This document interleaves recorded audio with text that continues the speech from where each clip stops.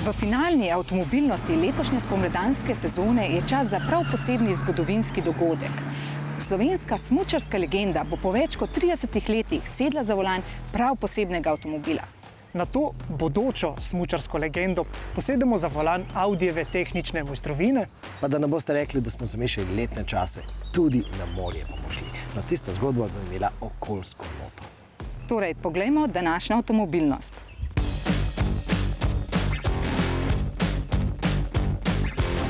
Pozdravljeni avtomobilnosti, ki bo pravi grande finale letošnje spomladanske sezone. V zibelki slovenskega smučanja na Blokah bomo smučali kar v dveh zgodbah. Po današnji avtomobilnosti se ne boste več spraševali, kaj počnejo naši odlični smučarji poleti. In ja, ne vozijo se samo na treninge, vozijo se tudi kar tako za užitek.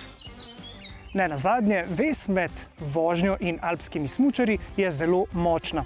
Celo uspešne dirkaške zgodbe imamo. Naprimer, odlični francoski smučar Luc Alphon je po koncu kariere celo zmagal na reliju Dakar. Leta 2006 se je to zgodilo. Norveški smučar Aksel Lund Svindal dirka s Porsche Carrerami, pa naprimer finski smučarski skakalec Janne Ahonen, ki rad dirka v pospeševanju. Sam pa sem imel pred leti celo možnost v živo spremljati, kako je nemški smučarski skakalec Sven Hannawald na eni izmed nemških dirk požel ogromno pozornosti. Vse, kot smo zvedeli, tudi med snemanjem današnje oddaje, celo Ingemar Stenmark ima danes dirkaško kariero.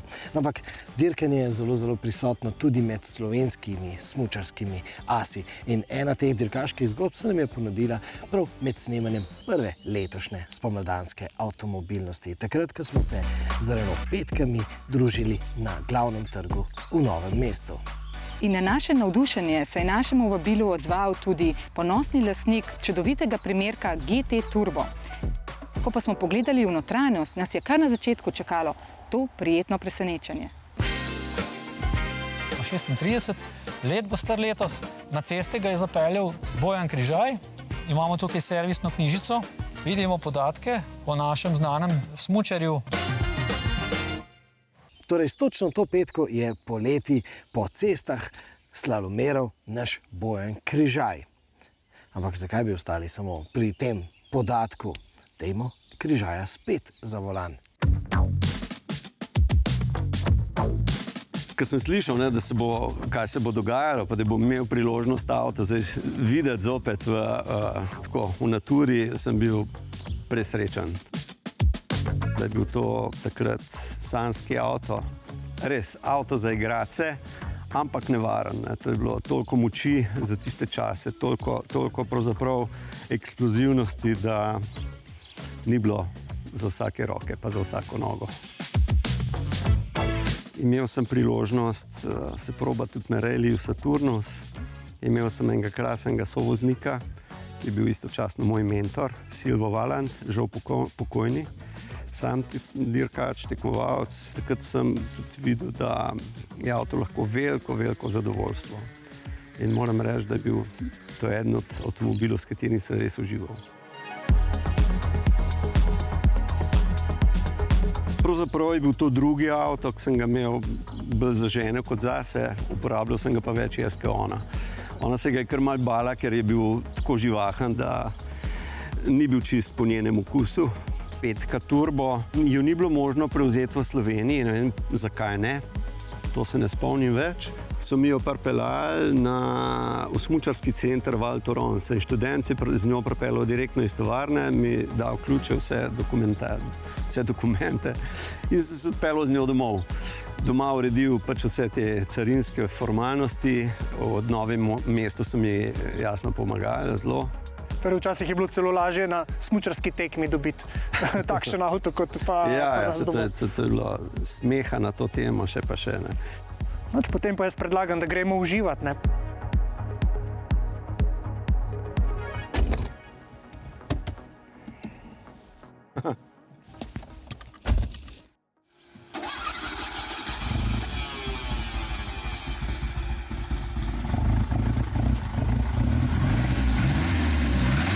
Se spomnite?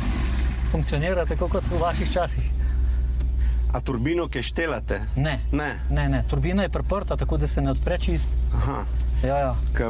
Meni so jo, pri Branetu sem jo. Se odprl, no. Prijatelj mi je izpušni sistem naredil, ne nov.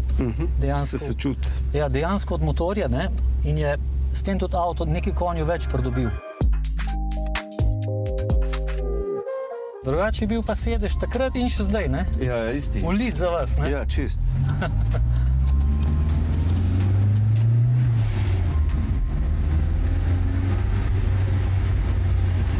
Lepo pa je. Lepo. Ja.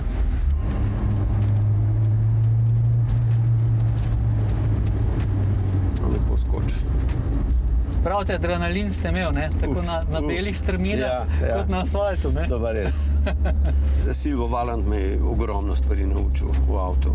Voziti, razumeti, da ni samo volan pa bremza, oziroma bremza pa gas, da imaš tehniko uporabe raznih teh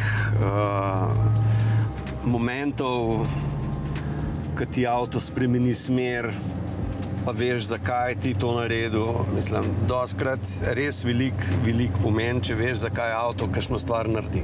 Ko sem se vozil na študij s prejšnjo 5000 GT Turbo, ne, od 95 oziroma 96 do 98, 99 sem v Ljubljano na študij vozil. Edino tisti nemški avto, ki je imel dvojni izpušni lonec oziroma dve cevi zadaj, edino tisti mi je bil konkurenca, ne.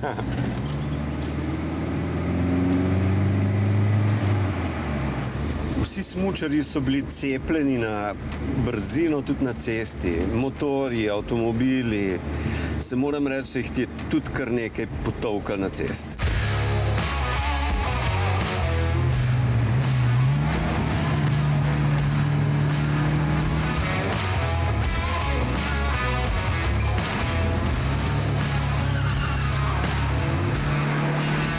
Igračka. Lušten. A je bila to zdaj ena doza nostalgije, taka ta prava? Je. Se vrniti toliko let nazaj in dobiti priložnost s svojim avtom se še voziti. Tako da tole, ne vem, bilo res presenečenje zame.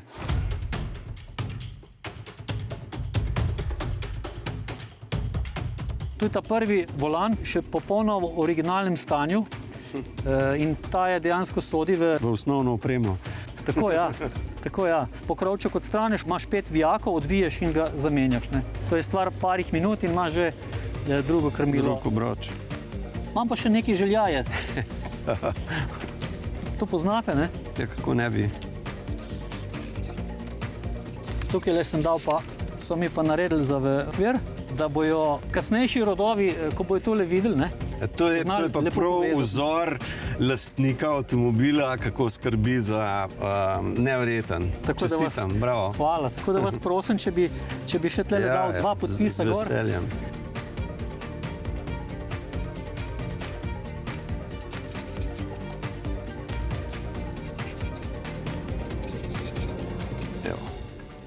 Krasno, torej imamo prvi avto s certifikatom Bojana Križaja.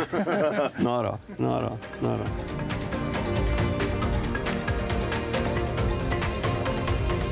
Zdaj pa bomo oddajo elektrificirali, pa ne samo s tistim sivim Alpinom, ki ste ga videli voziti poleg atraktivne petke.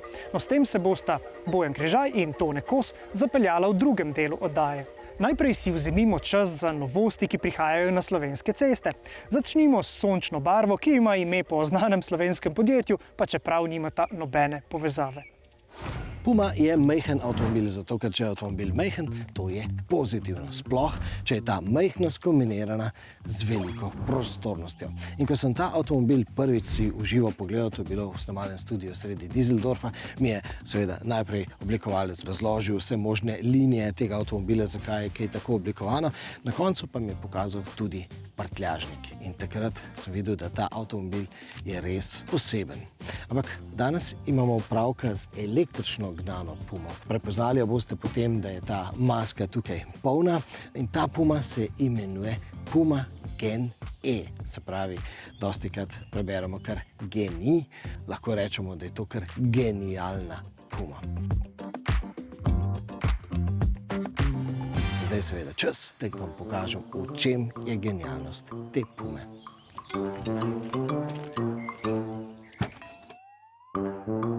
Torej, če najprej v osnovi pogledamo ta prtljažnik, vidimo, da je seveda prostoren, ampak nič tako zelo posebnega. No, potem ta prtljažnik povečamo s tem, da uporabimo tudi tisto dvojno dno. Ampak še vedno ta prtljažnik je zdaj samo zelo velik. Kje pa se kaže, da je prtljažnik ogromen? No, ko tole dno postavimo v ta položaj, vidimo, da imamo tukaj ogromno skrivališče.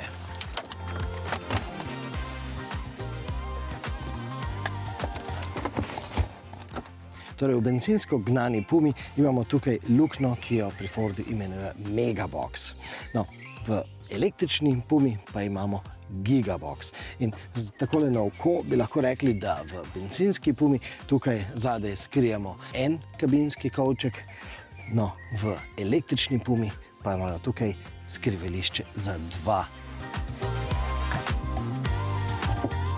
Da je Puma majhna, no to je prednost tudi v tem, da ima lahko samo 42 kWh veliko baterijo, pa bo varčnemu vozniku kljub samo ponudila precej uporaben doseg. Z občutek naj povem, da pri 86% napolnjenosti podatek na armaturni plošči pokaže doseg 302 km. Seveda, to velja za tople mesece. Je pa tako, da so prvi kilometri pokazali tipično fordovsko živahen značaj, zato koliko bo avto zmogel ob živahni vožnji, no to bomo pa izmerili na našem daljšem druženju s tem avtomobilom.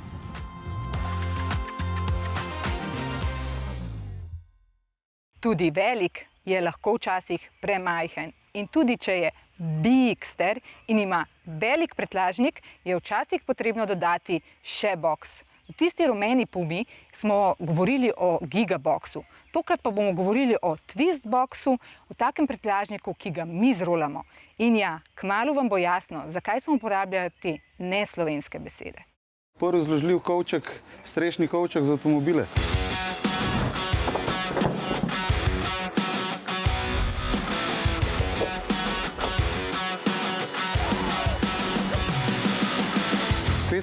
litrski, zdrži 75 kg. 520 litrov, to je približno toliko. To je primerjava recimo z največjimi od drugih proizvajalcev. Tako. In ta glavna prednost je, da ga lahko zložiš. Seveda, če imamo velike kleti, ni problem imeti. Predvsem je to bolj, rekel, za prebivalce v blokih. A si bo človek, rekel, kovček ali sposojal, ali kupil, pa ne ve, kam ne bi ga dal, ali ga pospravil pri stari mami, ki je 60 km stran. Takole, ko ga neha uporabljati, ga zloži in ga nese lepo v stanovanje. Koliko je takšen kovček vzdržljiv? Testiranje na vseh, rekel, vremenskih pogojih. Seveda, če so Švedi naredili, to pomeni, da mora zdržati vse, ne, nekje do minus 35-40 do plus 50 stopinj, UV, protekcija in pa seveda vodoodpor. A se ga da strgati? Strgati, verjetno se ga da, ampak tukaj not so posebni materiali iz kelore vlakna, tako da ni šans, da prerežeš to. To je ena stvar. Druga stvar je, ko imaš od zadaj našo ključavnico ali katerokoli drugi žabico in zakleneš z obeh strani, tako da ni dostopa do kovčka, tako da ne more noben ti karkoli ukrasti. Vsakeč, ko damo nekaj na avtomobil, to pomeni, da se soočimo z višjo porabo in pa z več hrupa. Je v tem pogledu zložljiv kovček boljši od tistega trdega? Se strinjam, pa še žvižga kdaj zraven, ne? Tako. Kovček je do 30% ima manjši zračni upor. S tem je jasno za polovico manj glasen kot trdi kovčki. Hkrati pa še ena prednost, tukaj ni omejitve hitrosti. Se pravi, lahko vozite, kolikor vam avto gre. Kdaj boste dobili konkurenco?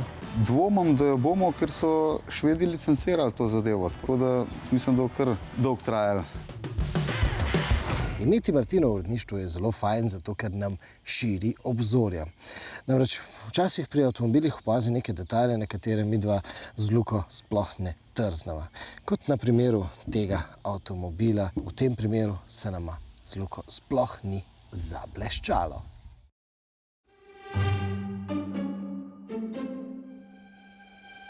Zanesljiva, zabavna in tiha. Toyota CHR. O tem modelu smo v oddaji povedali že veliko, a ne vsega. Nekje v sebi skriva diamant. Poiščimo ga.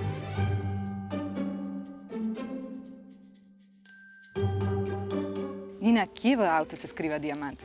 Torej, diamant je na CHR-ja pripeljan še iz prve generacije. Tam je bil večji poudarek na diamantu.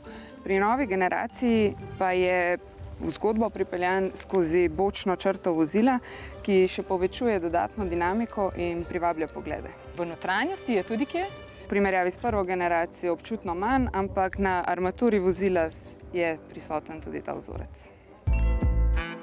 No, sedaj, ko so rešile to dilemo, pa me zanima, kako deluje tale streha, ker ni zastrta, kljub temu pa se ne segreva kabina. Streha ne potrebuje senčila, saj je prevlečena s posebnim premazom, ki odbija UV žarke. Posledično se kabina samega avtomobila ne segreje tako močno, kot bi se, če bi bila streha samo steklena. Razlika je nekje do 5 stopinj Celzija. Zdaj, zelo impresioniralo me je tudi ogledalo, recimo, no.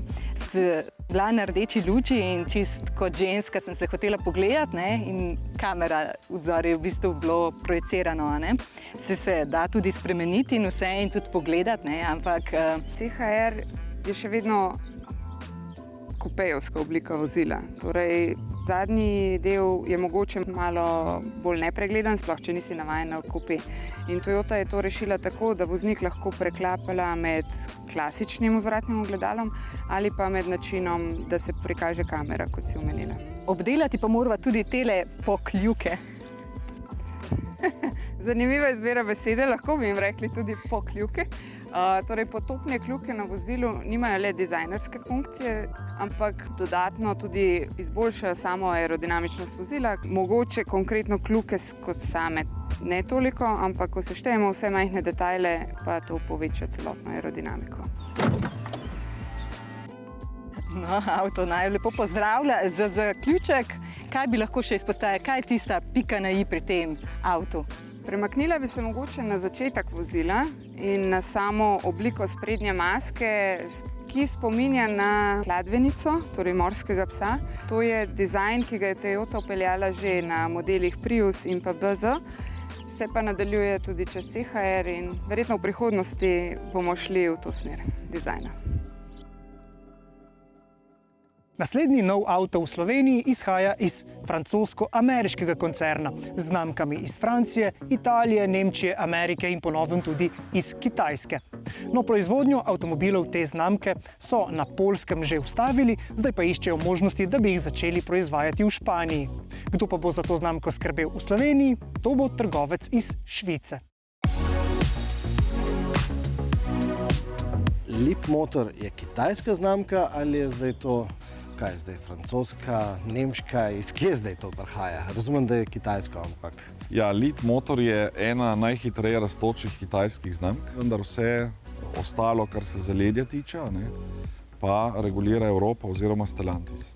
Ampak kdo je zdaj razvoj naredil? Kdo je tehniko zasnoval? Kitajci ali Stellantis? Kitajci skupaj tudi strokovnjaki iz Stellantisa. Na Kitajskem? Na Kitajskem. Berem, da je zdaj proizvodnja zaključena na Poljskem in da se zelo na glas govori o Španiji. In en od razlogov naj bi bil, da Španija je glasovala proti carinam za kitajske avtomobile. Slovenija je tudi glasovala proti, a imamo kakšne šanse tukaj, glede na to, da ste pri koritu, pri Stellantisu? Jaz zmeraj trdim, da šanse so, zdaj koliko bomo uspeli pridobiti na svoje strani stvar druge debate. To, kar ste omenil, Poljska, Španija, to drži. Zdaj, kdaj konkretno bo do tega prišlo, ne vem, ampak mislim, da tam 3, 4, 5, 6 mesecev bi pa že lahko imeli prvo proizvodnjo v Evropi. To govorimo samo o električnih avtomobilih? Na tem modelu C10 imamo dve verziji, 100% električni avto, baterija 70 kW, doseg tam 500-600 km. Lahko pa drugo verzijo, to je pa range extender, ki pa pomeni električni avto z generatorjem na bencinski pogon, pomeni pa baterija nekje okrog 150 km plus bencinski agregat nekje z rezervoarjem 50 litrov. To pomeni nekaj tistega, kar dejansko si želimo prav tukaj v Evropi, da smo malo neodvisni. Tako pa ta doseg je zanimivo, ker na ta način prijemo do dosega 1000 km, kar je za evropskega kupca res pomemben podatek. Strinjam se. Po oglasih gremo na bloke. Vozibelko slovenskega smučanja. Povezali bomo vozne lastnosti novih električnih avtomobilov in smučanja. In kdo bosta komentatorja? Aktualni as smučanja Miha Hrobat in legenda smučanja Bojan Križaj.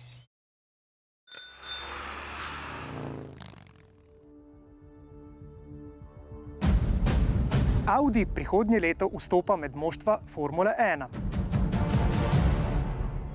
Ampak eno značilno Audijevo tehnološko področje bo pri tem vsekakor izostalo. Na dirkalniku namreč ne bomo videli napisa Quattro. Ampak oprostite, jaz vsekakor mislim, da takšen SUV pogon Quattro vsekakor potrebuje.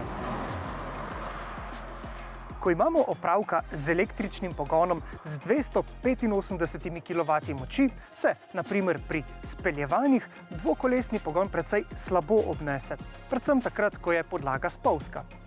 Ampak v odličnih asfaltnih zavojih sem ugotovil, da je Audi Q6 e-tron pravzaprav vozniško fenomenalen.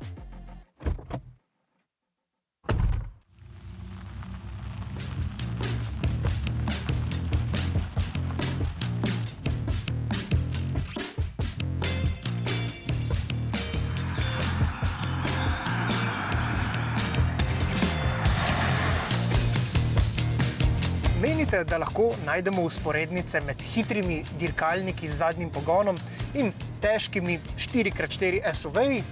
Seveda, avtomobilske dirke namreč že skozi celotno svojo zgodovino služijo kot odličen poligon za razvoj avtomobilskih tehnologij. Pametna zasnova električnega quattro pogona vozniku omogoča, da ne pospeši hitro le v ravni liniji, pač pa hitro pospeši tudi iz ovinka. No, zato pa potrebujemo pravo distribucijo navora in moči. Za začetek na asfaltu, ko je oprijem dober, moramo imeti fokus na zadnji osi. Tako dobimo najboljšo kombinacijo oprijema, nadzora in zmogljivosti. Zadnji pogon nam omogoča tako imenovano pivotiranje okoli zadnje osi, kar pomeni, da sta v osnovi zadnji kolesi odgovorni za pogon, prednji pa za krmiljenje. No, to nam prinaša boljšo agilnost, lahko nam omogoča tudi malo več drsenja in nasplošno zmanjšuje tisto podkrmarjenje, ki ga imamo sicer pri takšnih velikih in težkih SUV-jih na pretek. Da zmanjšamo podkrmarjenje, pa je za nameček pomembno tudi to, da sistem pravilno pošilja navor proti zunanjemu kolesu, torej v levem zavoju na desno stran in obratno. Prava umetnost Audijevih inženirjev je torej v tem, da so prilagodili software oziroma možgane električnega quattra, da ve, kdaj more pošiljati navor na kakšno izmed vseh 4 pogonskih koles. In ta električni quattro je pri svojem odzivanju še hitrejši od klasičnega hidravličnega sistema. Tukaj govorimo le o tisočinkah sekunde. Vse skupaj se pri vožnji močno občuti in tako se da tukaj za volanom resnično zelo uživati.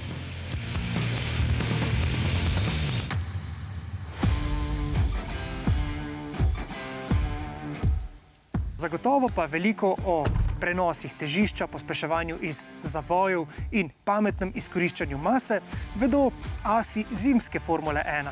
Ti, ki blestijo na znamenitem Streifu, Lauberhornu in Saslongu.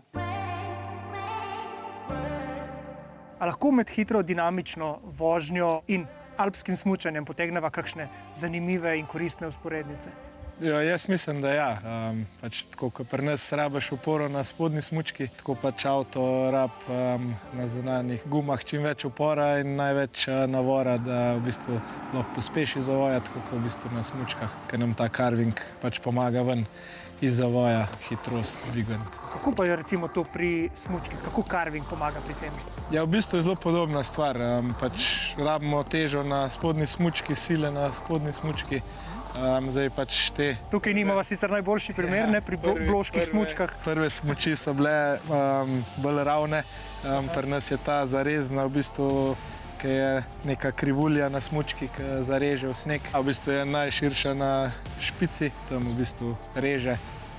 Tle je v bistvu najožja, zato da se lahko v bistvu smučka premakne v stran od smučarja, pa dobi ta odboj na koncu ovinka. Kako hitrost tudi odneseš ven iz zavoja sam?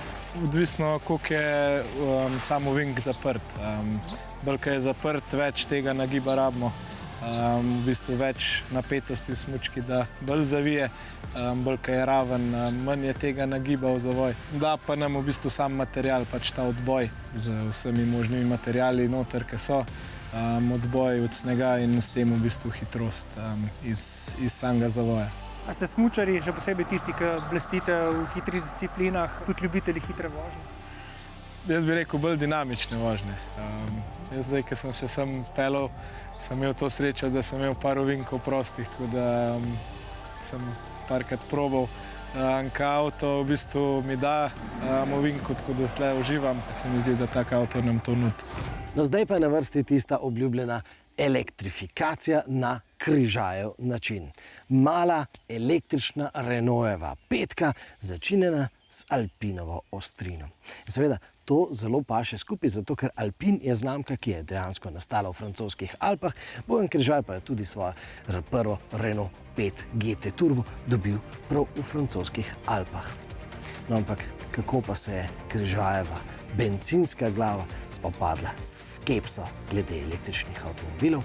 No, poglejmo. Ker gre v primeru modela GT Turbo za športno različico petke, pa je prav, da ta avto postavimo ob bok sodobne športne izvedbe. Alpine A290 je torej športni brat novega Renaulta 5.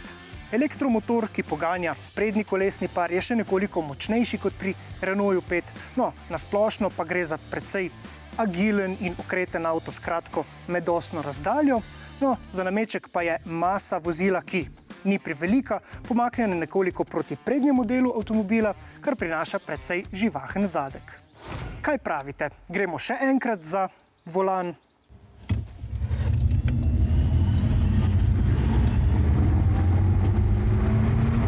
Dober brcne tole.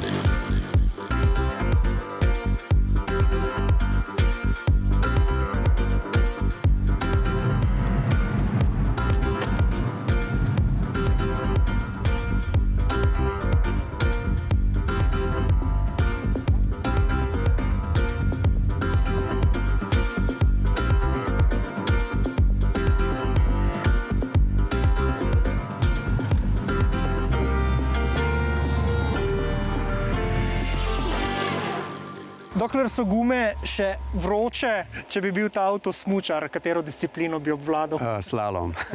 Slalom. Za to ozko cesto s kratkimi ovinki je bil perfekten.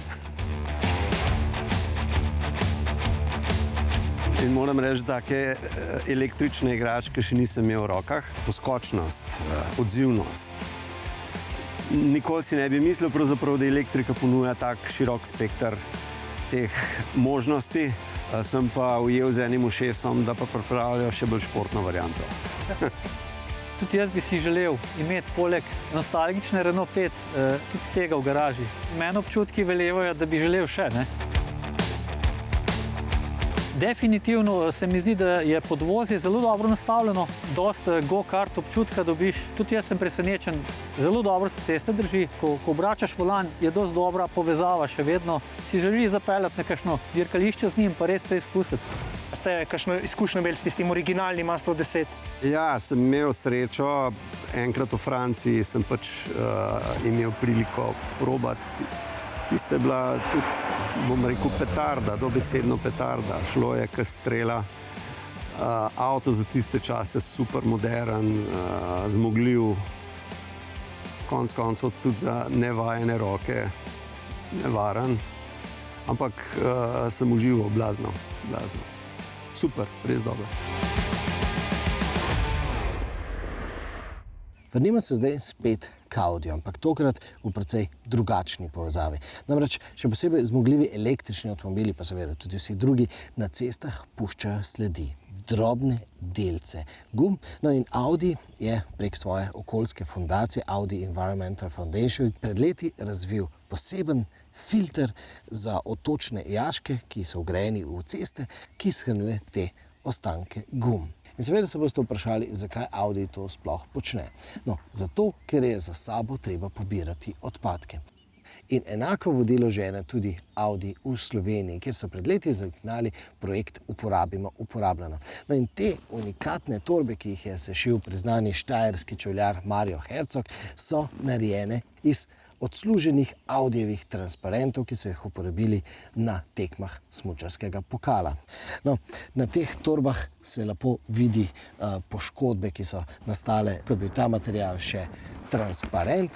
In pravzaprav mi je v veselje, da lahko zdaj naredim reklamo za te torbe. Nekaj jih je še na razpolago. Reklamo pa lahko naredim zaradi tega, ker gre za okoljski projekt. Z nakupom teh torb lahko poskrbite za boljšo biodiverziteto na dnu Piranskega zaliva.